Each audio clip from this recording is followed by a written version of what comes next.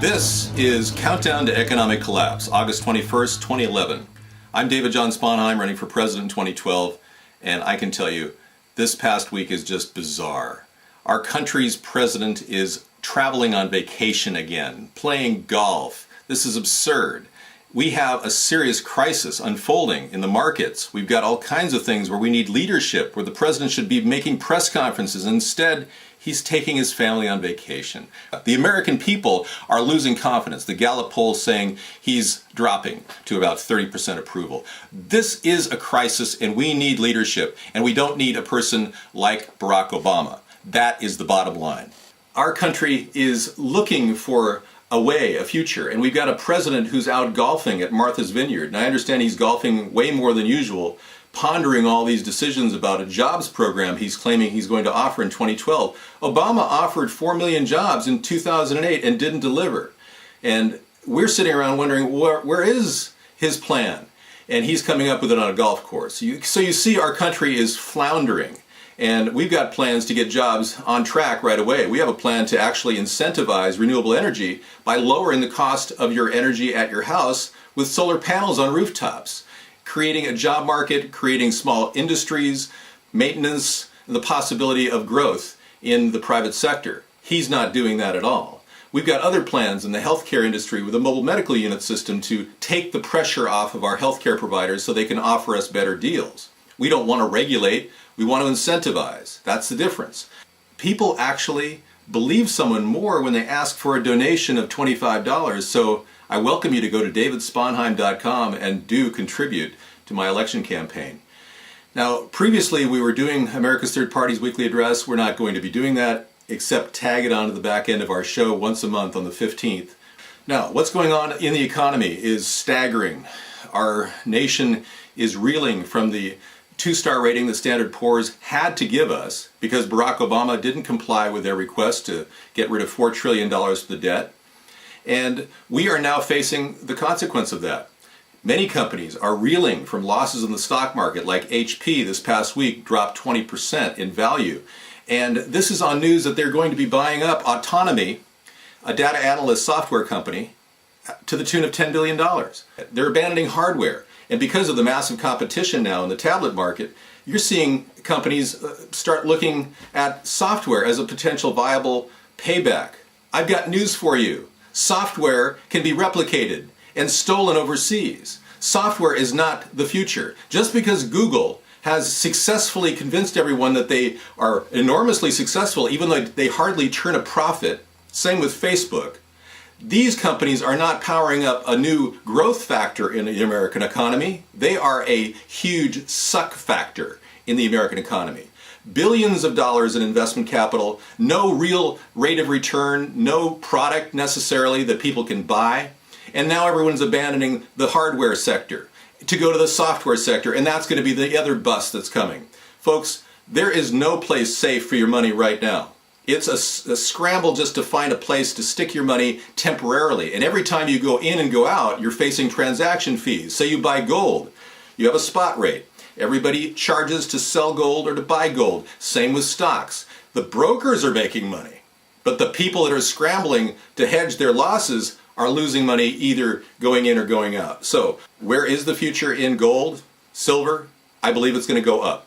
I believe that oil is on its way down right now because retail sector has lowered spending, the consumer confidence is dropping, people are driving to the markets, to the stores, they're not using as much energy.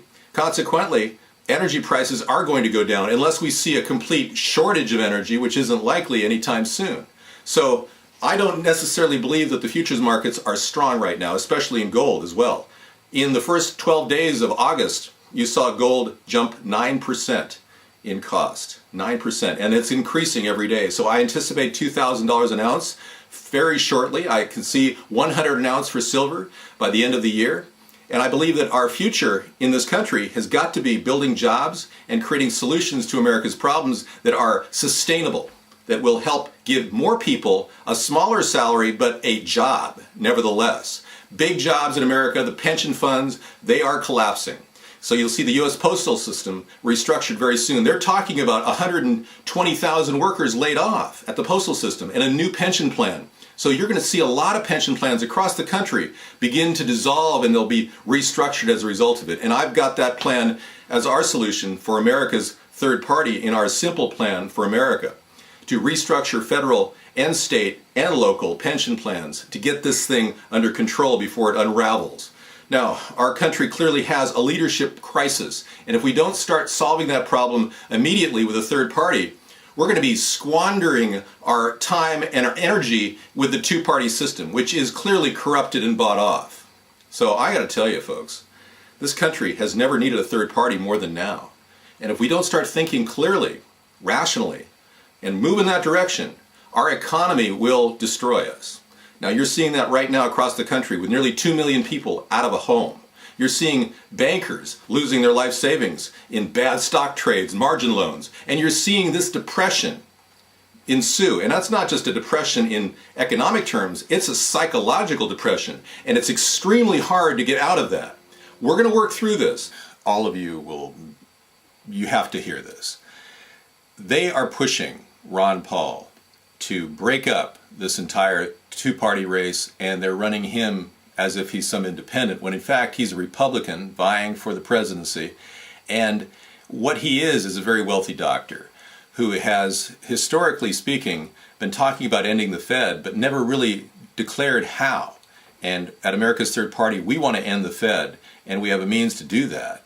We actually have a way of having them retire their charter, and we pay the $1 billion to get rid of the Fed. And Ron Paul doesn't seem to understand that, because Ron Paul is being played. He is, like many people, buyable. I'm not buyable. If we're going to get rid of the Fed, we're going to need a person who can do it without connections to these powerful moneyed interests.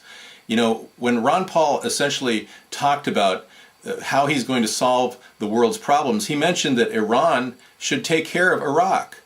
Ridiculous thoughts like everyone who enters an airplane should carry a handgun, or that a border fence along the border with Mexico wasn't a helpful thing. These are the principles that he's thrown out there, which are completely ridiculous and can't be managed in a realistic, logical way.